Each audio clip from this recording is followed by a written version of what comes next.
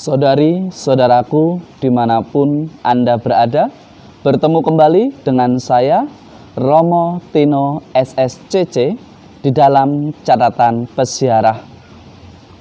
Jalan yang sempit, jalan yang berliku, jalan yang tidak mudah bukan berarti semua persiaran di dalam hidup kita merupakan hukuman.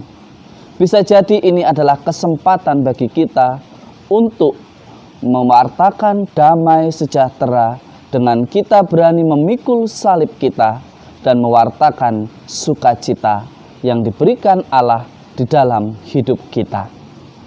Sebelum kita memulai permenungan dari catatan peziarah, marilah kita membuat tanda kemenangan Kristus dalam nama Bapa dan Putera dan Roh Kudus. Amin. Allah Bapa sumber kehidupan, cinta-Mu begitu besar kepada kami. Engkau tetap menyertai kami meskipun kami sering meninggalkan Engkau. Bantulah kami di saat-saat sulit ini, agar tetap berani tegak berdiri, melakukan apa yang menjadi bagian kami dengan sukacita dan ketekunan. Demi Kristus pengantara kami. Amin. Saudari-saudaraku yang terkasih, dimanapun Anda berada, sekali lagi selamat pagi, Tuhan memberkati kita semua. Semoga kabar kita semua baik-baik saja. Di dalam bacaan pertama, di dalam Kisah Para Rasul, dikisahkan bagaimana Paulus dan rekan-rekannya diusir, bahkan dilempari. Tetapi ada hal yang menarik menurut saya untuk kita refleksikan, yaitu semangat mereka, semangat mewartakan sukacita Allah, semangat damai yang mereka rasakan. Mereka tidak mudah putus asa, mereka selalu mencari cara bagaimana agar kerajaan Allah bisa diwartakan sampai ke ujung bumi. Saudari-saudaraku yang terkasih, di tengah pandemi COVID-19 belum selesai, sudah ada demam berdarah yang melanda juga di negara kita.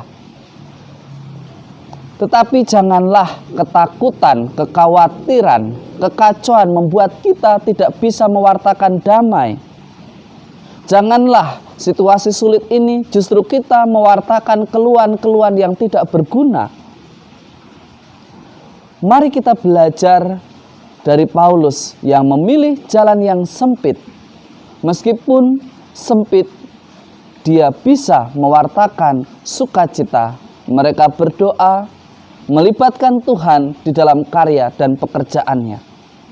Teladan ini patut untuk kita lakukan. Mari kita bertanya dengan diri kita sendiri, apa yang bisa kita lakukan?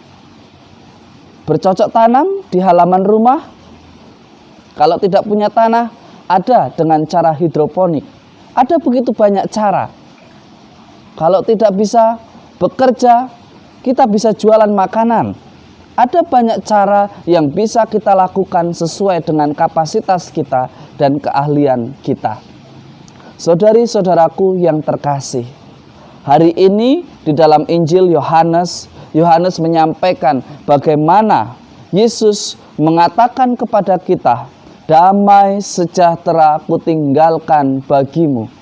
Damai yang dimaksud bukan damai seperti kedua negara yang sedang berdamai untuk tidak melanjutkan perang.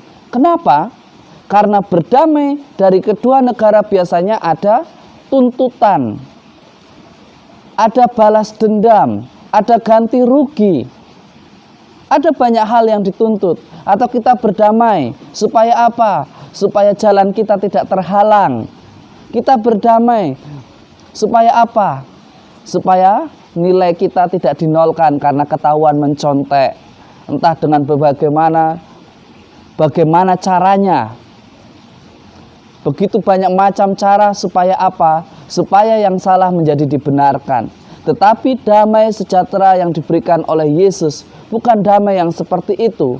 Damai yang ditebus dengan sengsara, wafat, dan kebangkitannya. Damai yang membuat kita terbebas dari dosa. Tuhan meninggalkan kita dalam keadaan suci. Tuhan meninggalkan kita dalam keadaan bebas dari dosa. Arti salam damai mengajak kita untuk selalu hidup di dalam kebenaran, untuk selalu hidup di dalam pembaharuan diri dari hari ke hari, bukan masuk di dalam kedosaan. Kadang kita berpikir damai selesai, besok berbuat kesalahan yang sama.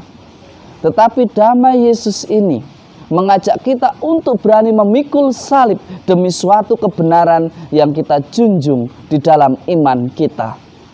Hidup di dalam kebenaran, hidup di dalam kebaikan, hidup yang berani tolong-menolong dan menemukan wajah Allah pada sesama kita, serta menghadirkan wajah Allah itu juga kepada sesama kita melalui kegiatan kita.